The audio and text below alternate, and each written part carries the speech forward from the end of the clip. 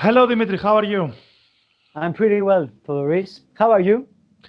Oh, I'm fine too. I'm fine. I'm very excited with the guest we have to our show tonight because it's a very lovable person for us. Of It's course. a sing. It's a, yes. It's a singer that has many participations in many groups from the 80s and till nowadays. So it's a big honor for us to have him with him tonight. It's one of our best singers of all time, Yes, yes, and for and sure. and it's not an exaggeration because it's our personal opinion, of course. Today, So tonight with us we have Jeff. today for Jeff, Today, yes, for tonight sure. for us, Yes, yes, because yes. we have a great gap of continents for one more hmm time. And Is Jeff Scott? Soto. So, Floris. Begin. yeah. Hello, Jeff.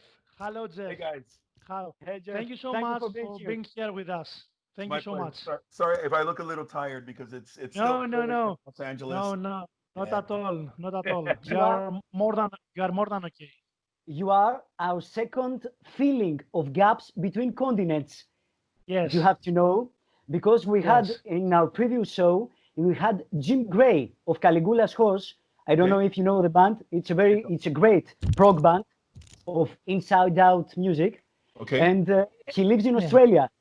hmm Oh, So yeah, jeez, yeah, it's the time another difference. Yeah, gap, yeah, a big Yeah, gap. Yeah, yeah. it's the opposite time difference. Yeah, yeah, yeah. yeah. We are at the same time, but you are in something different. Yeah, You are yeah, in the yeah, morning.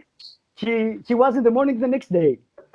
Okay, Okay. and that's So, and Jeff, so yes. So, Jeff, according to our policy, we always ask our the yes, ones that we invite about five albums that they like, and they maybe they can still hear it at this time. So, Oh boy. yeah, Okay. yeah. My It's very is it difficult. We know is it my top five albums or just five albums that today sounds as good as it did when they first came out? uh, your top five nowadays. okay, yes, Okay, my top five nowadays. Oh boy. I wish I had time to think about this. It's yes, it's more difficult, but it's more interesting. yes. um, okay, I'm not going to do this in any order. I'm just going No, to no, say, for Okay, sure, yeah. no, no, no. of course, of But Um, course. you have to tell a story for each album. Okay, I would have to say, in again, not in any order. I'm going to okay. say, I'm going to start with Devin Townsend's Empath, the last album from Devin Townsend. Yes. Um, we're not friends. We are associates. We are we are acquaintances, but we are not. We I've never met the guy, but we know of each other. We have a huge respect for one another, and so we follow each other on Twitter, and sometimes we say funny things to each other.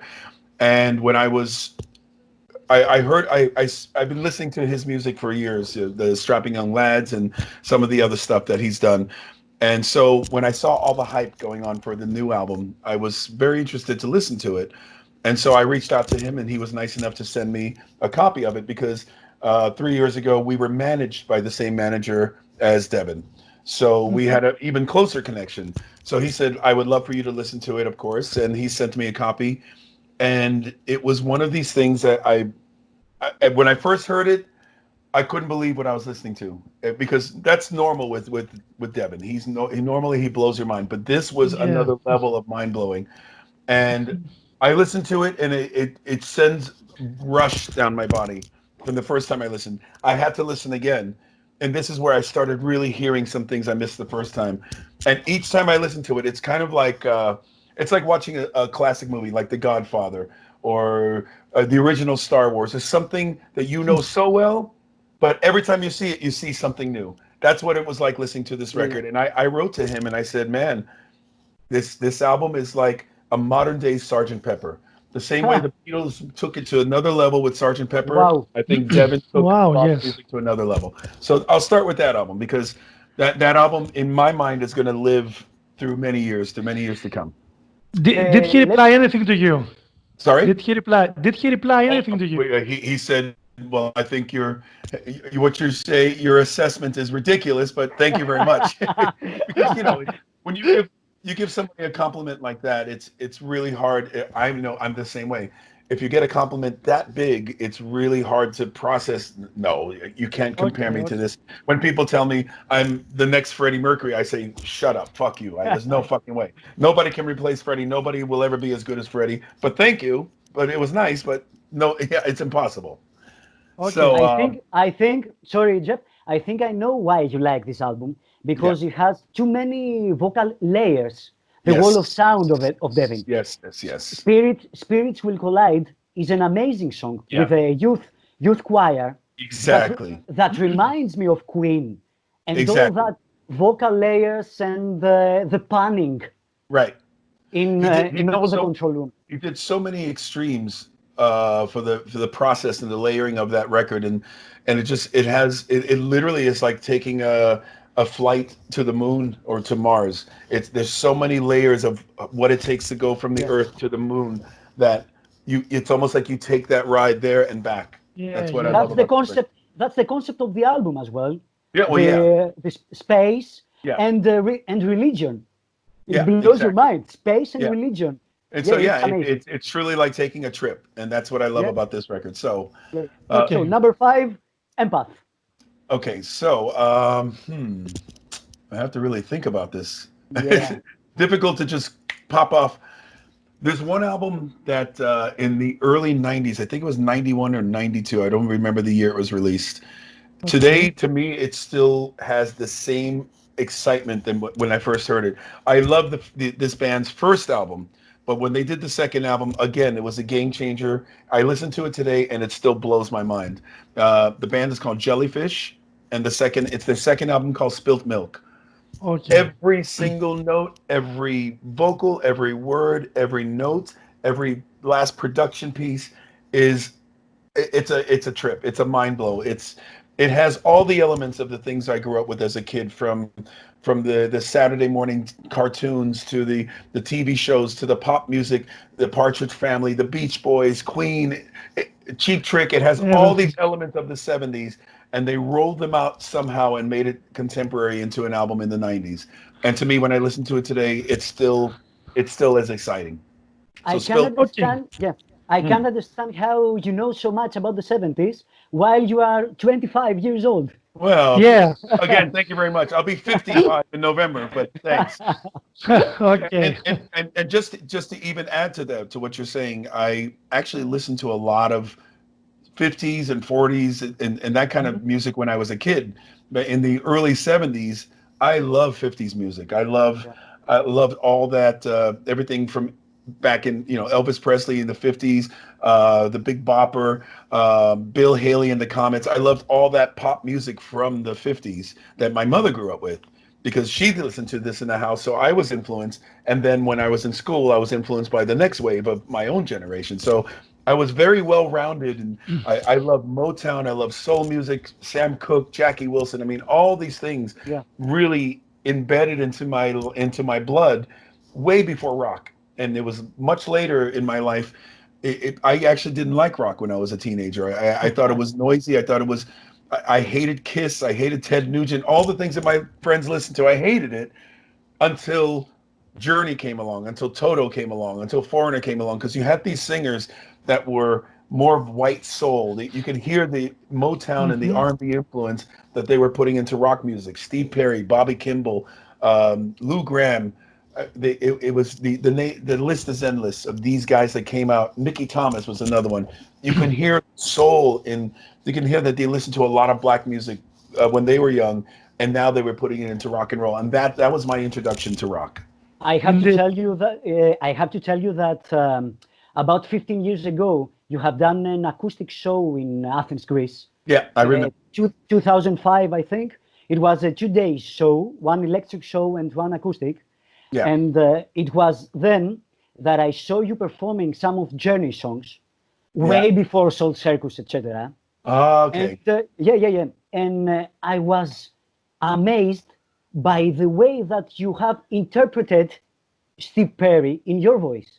Well, I was listening to Jeff Scott Soto, yes, but also Steve Perry's ghost inside him. And yes, It was something amazing for me, and Apocalypse, of course. And this is Kudos, one of kudos. the biggest Yeah. compliments and the biggest validations as a singer that I ever got in my life was from Steve Perry, because, you know, even when Journey fired me, he came to my defense. He did an interview like a year and a half later, Yes. and he was talking about how it was silly for them to let me go. I could have been the future of Journey, and I was the favorite singer that they chose after him. So that to me was the biggest compliment as a singer I could ever receive, because Steve Perry is my hero. Steve Perry and Freddie Mercury are those two guys are my gods as a singer. Okay. Wow. So Okay. let's go So to it's number two. 3. Yes. There's one I'll start it right off. Van Halen. Van Halen number 4. The Ah, album's called Fair Warning. To me, it was the ultimate. Okay, the classic first album, you can't touch it. You can't replace it. The second album was it's almost as strong as the first one. The third album, they were trying some things. It was a little shaky, but when they got to the fourth album, Fair Warning, it was another world. Today, I listened to that album from beginning to end, and Eddie was at the top of his game. Everybody in the band was at the top of their game musically and song-wise. I love this album. So Fair Warning from Van Halen. okay. Okay. Let's go to So, number 2. 2. Number 2. Yeah. Oh boy. Well, I have to give my boy Freddie and the guys in Queen some love. So if I have to choose one Queen album, Only one. Only one. yeah, impossible. And I'm cheating if I choose the greatest hits. So Oh, no, no. 1, 2, or 3. yeah. I probably have to go with Sheer Heart Attack. Sheer Heart Attack. Oh. It, Okay, yes. you would think I would choose The Night at the Opera or Day at the Races when they Yeah. were already as big. Sheer Heart Attack was the best of where they came from on the first 2 albums, and the best of where they were going on the next albums. I think everything that they culminated from Killer Queen to bring back that Leroy Brown. They were showing the world they were more than just a rock band. They could do something like Stone Cold Crazy and something just really mellow and just silly almost. And this was showing you that this band was not going to be limited to just doing one style or one genre of music. And this is one of the reasons I get asked this question a lot of why I've done so many bands, why I'm in so many albums, why I can't just stay with one thing. And I have to say, I have to blame it on Queen, because Queen were they showed you that you don't have to put walls and boundaries in music. You can do pop, rock, opera, blues, jazz, country, Yeah. disco, funk. They did everything, and they did it great. And this is one of the reasons I try to do so much in my life musically, because I don't want the world to see me as a metal guy. I don't want the world to see me as an R&B or soul or a pop singer or an AOR singer or A&R singer. I don't want the world to see me as just one genre. I want the world to see me as the kind of all the spectrums, the colors of the rainbow, the colors of the flags. I want the world to see me with all these different cultures that I was able to inject into my own music. And this is one of the reasons why I do so much. It's kind of the same reason why Mike Portnoy is doing so much after Dream Theater. You know, he felt he's in one band, and he was in this band for more than 20 years and doing one genre. They did a lot of stuff in their genre, but when he was out of Dream Theater, it's like, now I'm going to really do everything that I always wanted to do with every genre that I love as a drummer. And this is the same reason I do so much as a singer. Yes, Mhm. but Okay. Mike doesn't have boogie nights as you. Yeah, you see, and there you go. And that's just another inflection, another side of me that I want the world to see. But if I was only doing boogie nights, I would feel like I'm cheating myself, because Yes, I want to yes. do Iron Maiden too, and I want to do Malmsteen, and I want to do Queen, and I want to do Journey. So it's the reason I do so much in my life. So do it Okay. all. You can. Yeah, do it all. Yes, yes. Exactly. Yeah. So let's go to number 1. There's another artist that's just as diverse, and another one I have to blame. I have to point the finger of diversity and style and class and musicality and musicology, in fact. and that artist is Prince. I'm a massive Prince fan. When I was with Yngwie Malmsten, they used to laugh at me because all I ever listened to was Prince and that whole Minneapolis sound that was big during that time. And I was very influenced by it. You'd think I'd be listening to only Dio and Maiden and that genre. When I was with Yngwie, I was listening to all funk and only funk. I loved bands like when eventually Extreme came out, Living Color. I loved the way they were Dan Reed Network. They were putting funk into rock, and to me that was the most exciting time for music. So Prince, I have to give him a nod because the album Sign of the Times, it's a double album, and it really showed him flexing his muscles as a musician, as a writer, as a performer, as a producer. All these things on that album, he really opened up his musical flag. He's totally the artist. Yeah. Yes, the artist. Yes. Of course. For sure. So okay, Jeff, share with us right now 5 singers that you like, or singers that you have been influenced from. You told us two. Yes, Freddie Mercury and Journey singer, yes. But okay, of course, you can say five other singers. Let me tell you, Jeff, that we can be as technical as we could be. Sure. Okay. Yes, absolutely. Yes. Just share your musical thoughts. Well, it starts with Steve Perry and Freddie Mercury because those were my early influences. But they were my early influences, my contemporary influences, because the ones that influenced them are the ones that I got excited about. Sam Cooke. If there was no Sam Cooke, there would be no Steve Perry. If there was no, oh my God, you can't even choose one singer to compare where Freddie Mercury got his style. But sorry, Jeff, I don't think there is any singer that can be compared with Freddie Mercury. You're absolutely right. When I think about when I love singers, when I really listen to something that really just sits in my heart, I like to go back to their influences. I like to see where they came from, because this is one of the differences. I absolutely love his voice. I love his style. I'm talking about Arnel Pineda in Journey. I love everything that he was able to bring back to the band, that he was able to continue the band into the future. But one of the things that's missing with Arnel is that he didn't grow up with Sam Cooke and the R&B stuff that Steve Perry did. So he does a great style for Steve Perry. But the only way you can sing and really be molded by Steve Perry is to go back to the influence of Steve Perry. Mm-hmm. And this is where I think I had a little more, I was closer to that genre. I grew up with that genre. So I knew where Steve was coming from when he was putting that into Journey. And this is why I felt it was a good match for me to sing for Journey, even though whatever happened, it didn't work out. Maybe I would have been a better singer if I was in my 20s for Journey instead of in my 40s. It would have been easier to sing that range.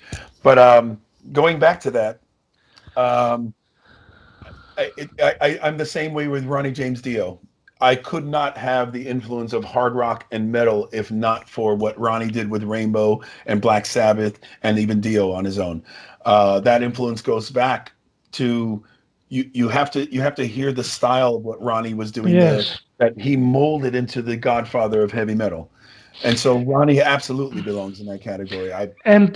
Jeff, I think Dio is also a singer that it's a unique voice. Yeah. It's a singer that his voice cannot be compared with anyone else, I believe. And I was a trumpet player too, ironically. So I guess a lot of people say you get a lot of that wind, that lung capacity from playing a horn. I don't know if it's true, but I was a trumpet player as I was a singer growing up as a teenager.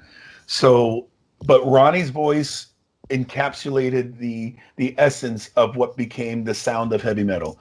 And so as much as I love R&B and soul and black music, I would not be able to sing Yngwie Malmsten or Talisman or any of the other stuff that I've done in my career without the influence of Ronnie James Dio.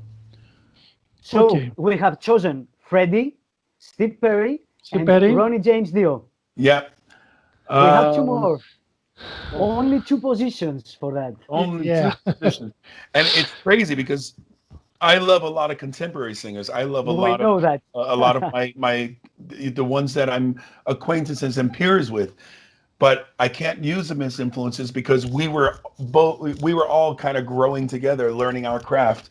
So I can't say, well, I took from this person while he was taking from the same things I was taking from. Oh boy. We'll say we can keep this three if you want. Okay, it's not obligatory. Yeah. Or in addition, you can tell us two voices of nowadays that you like, maybe. Two singers. Yeah. Do you have any pop vocalist that you like? Well, Bruno Mars is one of my favorite contemporary today singers. He's absolutely phenomenal singer, and I love his music, and I love that kind of stuff. Again, I never put walls into what I listen to and what I like. When I was younger, when I was growing up, people hated you if you said, "Well, I love Prince and Michael Jackson as well as Dio and Metallica." They said, "You have to choose this side or that side. You can't be on both sides." I thought that was the most ridiculous thing. And with the invention of MP3s and the iPod, where you can travel around the world with 4,000 albums, you can actually say, "Hey, look at all diversity that I can listen to." Yeah, indeed. So I would say Bruno Mars is one of them. And Oh boy, I'm trying to think of current releases that have blown my mind. Yeah, I gotta say my boy Devin, because again he does things with his voice that are superhuman. He can go from the most extreme growl to a nice soft whispery voice, and he's not a young guy either. He's been doing this a long time as well, and he still has that control of being able to change his passion vocally. So I'm gonna say between Devin and Bruno Mars. I want to go extreme. Okay, that's good for us. Let's do some questions in general for you. Yngwie Malmsten excluded. Journey excluded, of course. Okay. You have said anything you had to say for all the stuff. We are not that kind of show, that kind of interview. But it's very important nowadays to tell a person like you that being in control for many things in music, what's the future nowadays? Without touring, without physical products on the market, without all this personal connection with all the audience, what's the future? The short future as well, or the long-term future? Yes. Well, we're all still trying to figure that out. I mean, there's no answer yet. There's no real solution. I mean, as far as I'm concerned, all I'm doing is I'm trying to adapt with the tools that we have, from social media to these quarantine videos, all these little different things that we've been doing during this time, realizing that we might be doing them for a while now. So we're trying to adapt to these new times. We're trying to keep busy, but also keep relevant, because if you go away too long, people forget about you. So I'm trying not to oversaturate things and trying to do too much, because I don't want people to go, "Oh God, another one from Jeff." But I also want to keep people excited that I'm not going away, that I'm still being productive. And yes, people are not buying physical product anymore, but you have to take advantage of the technology that we have today, from the things we're able to post and able to present ourselves, continuing to present ourselves. We don't know when we're going to be able to play us on a stage again. We don't know what the parameters of that is going to be.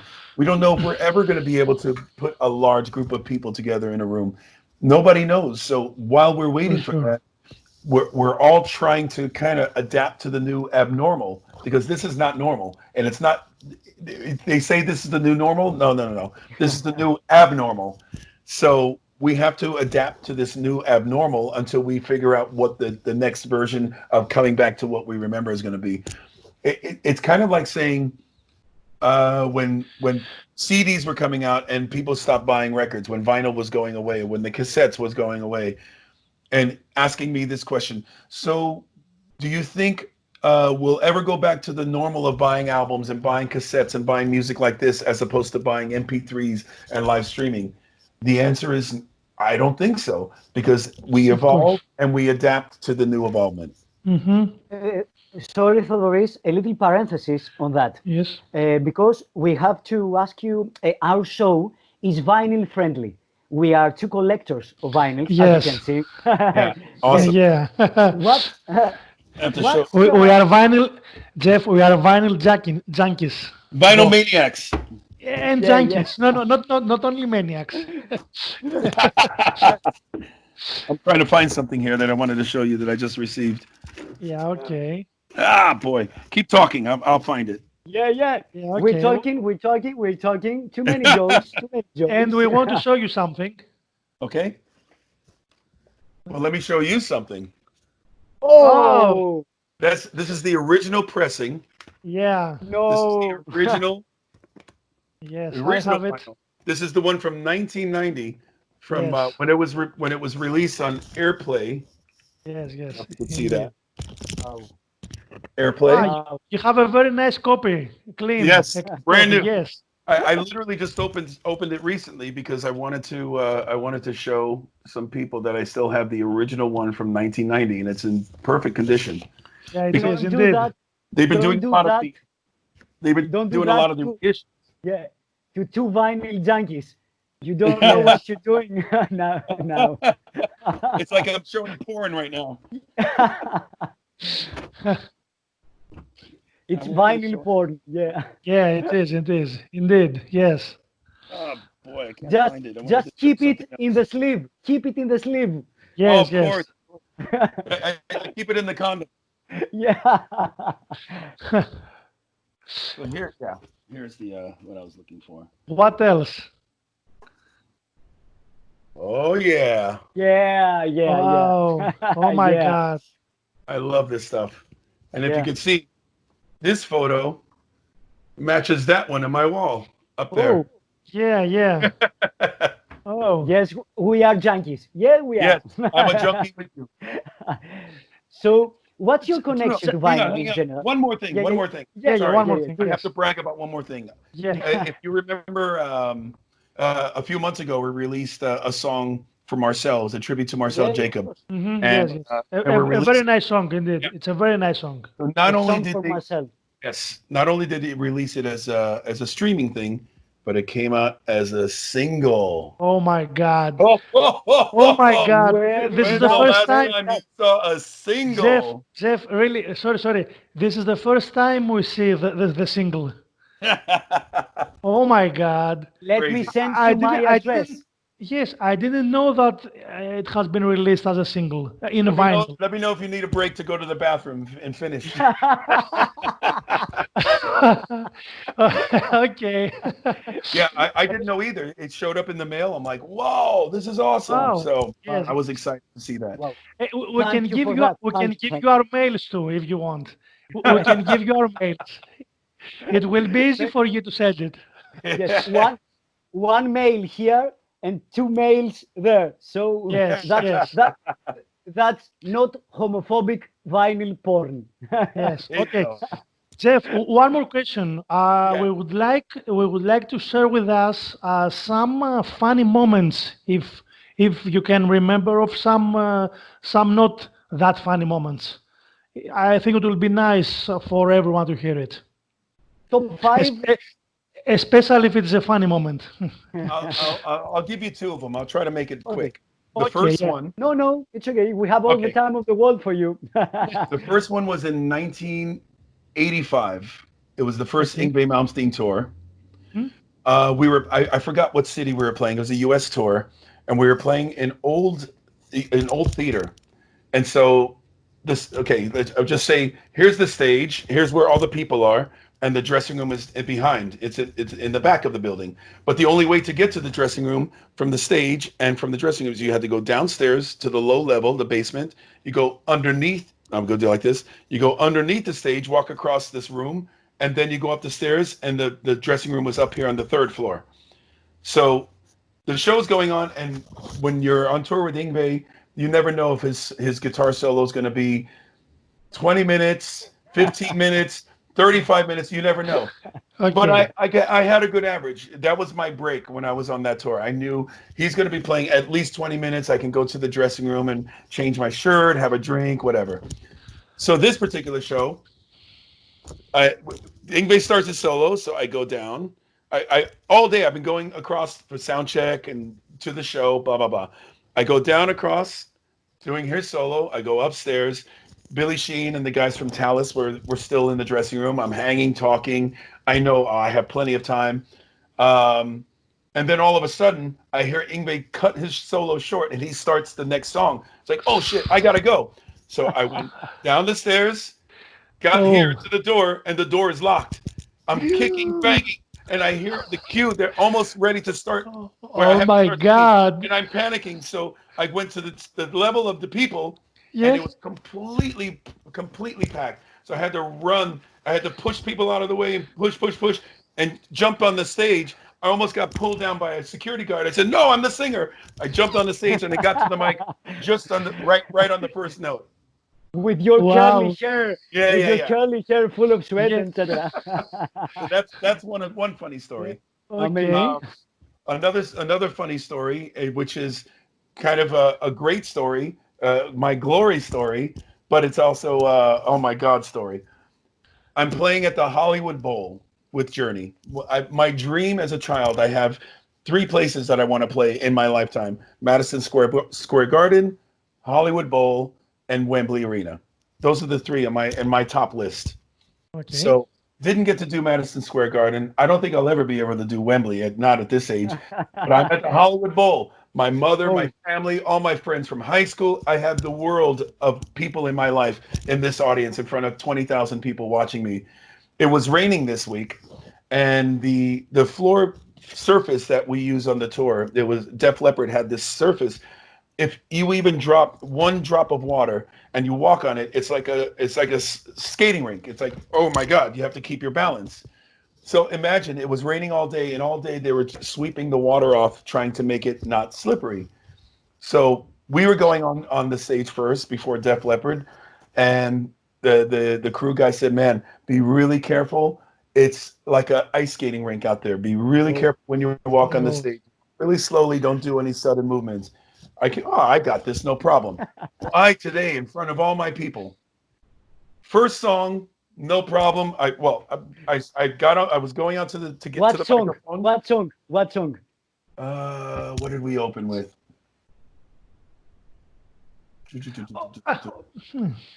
Oh man, now you're really killing me. Oh no.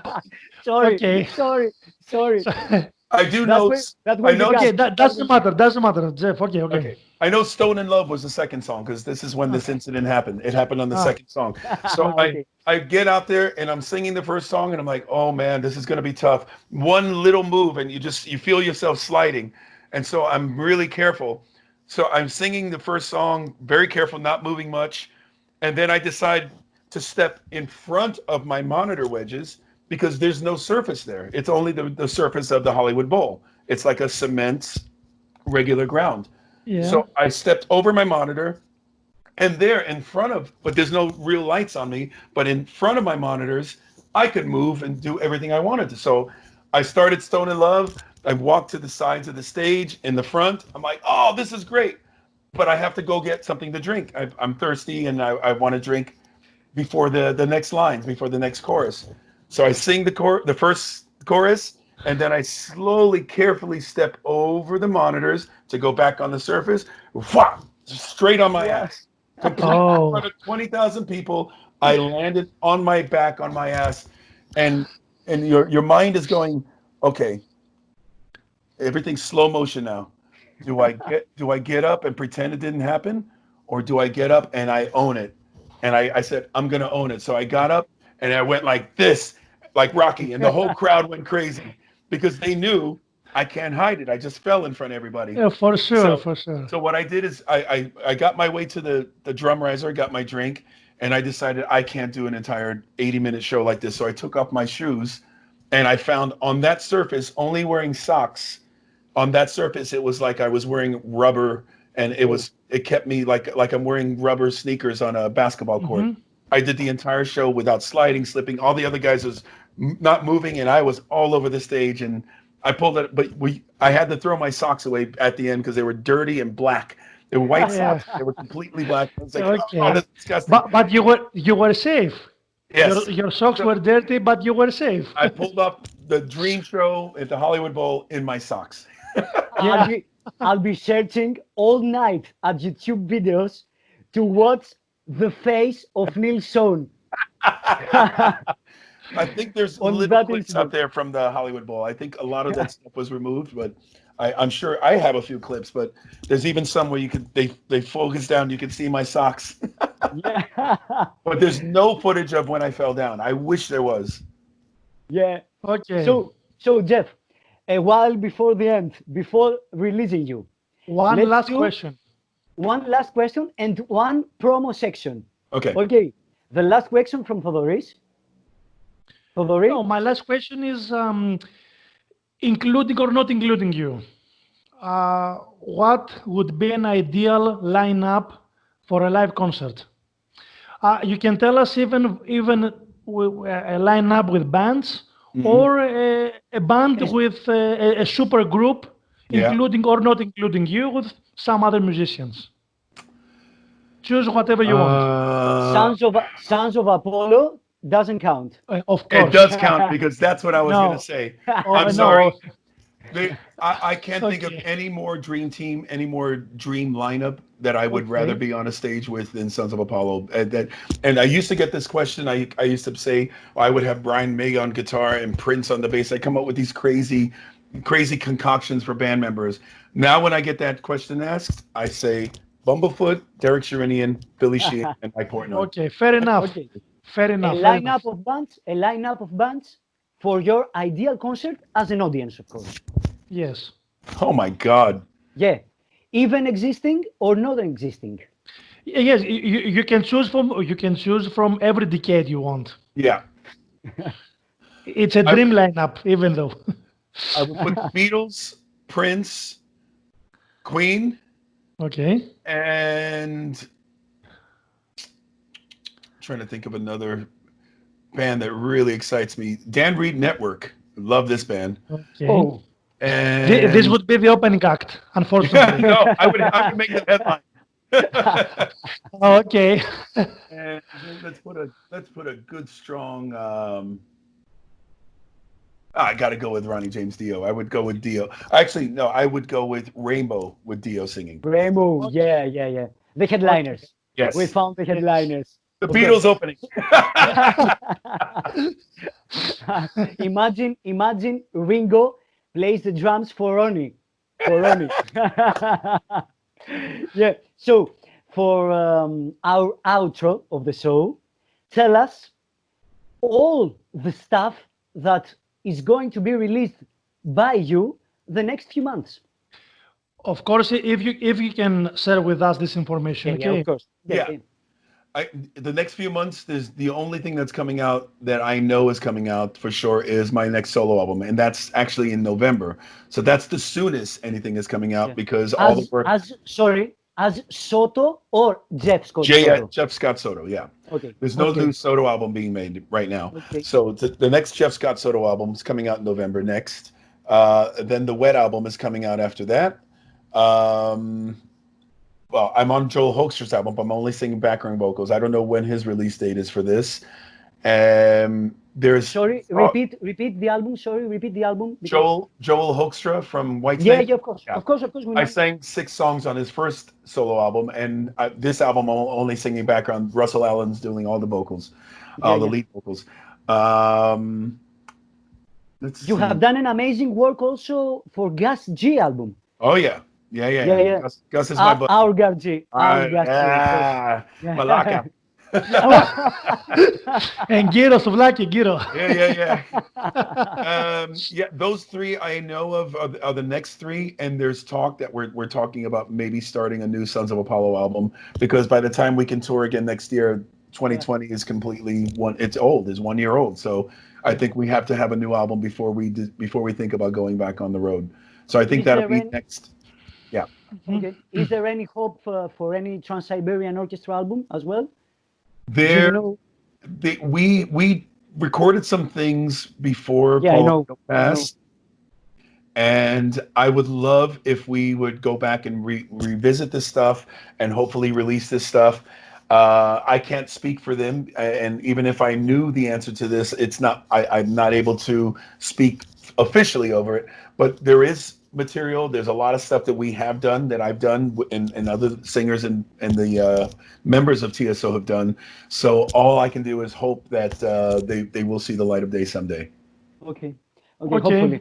So let me do a final request for you. Thank you for everything today. You're welcome. Thank you especially for your professionality. It was amazing that you called us exactly at 10 o'clock Greek time, 12 o'clock LA time. It's amazing. You're not a Greek person, of course, as you know, but you are something like an Englishman in LA. Okay. Thank you. Thank you for everything. I have to make a final request. Yeah. It's not only for you, but also for another person.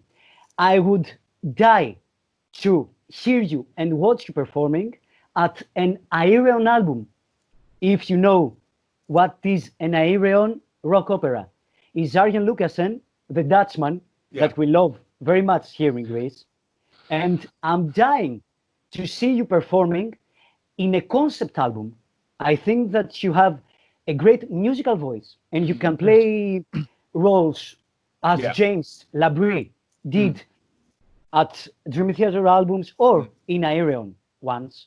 And it's a request also for an Aereon album for you too, but a request for you to do something inside a concept, inside a story. I would like to see you as a protagonist. I used to love concept albums. When I was growing up, I thought they were great. Some of my favorite albums back in those days were concept albums. I find them not really, people don't really want them anymore. But if you go, even if you discuss, we were talking about Trans-Siberian Orchestra. I played a role on that Night Castle. That album that's behind me up there. For sure. My voice was portraying a character. I could not sing like anything or anyone else besides that character when I was singing those songs.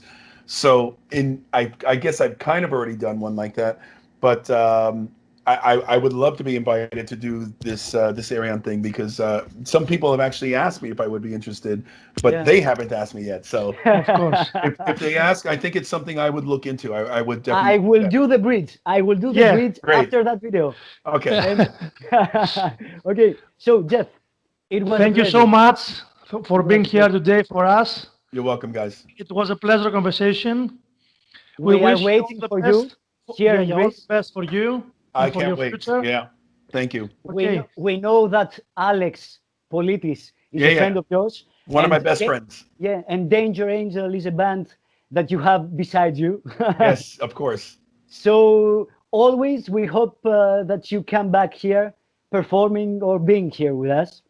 It will be a pleasure. To me, it's like coming home because Athens, especially, but Greek people and my music, the connection between my music and the Greek people it's truly like coming home to see family again.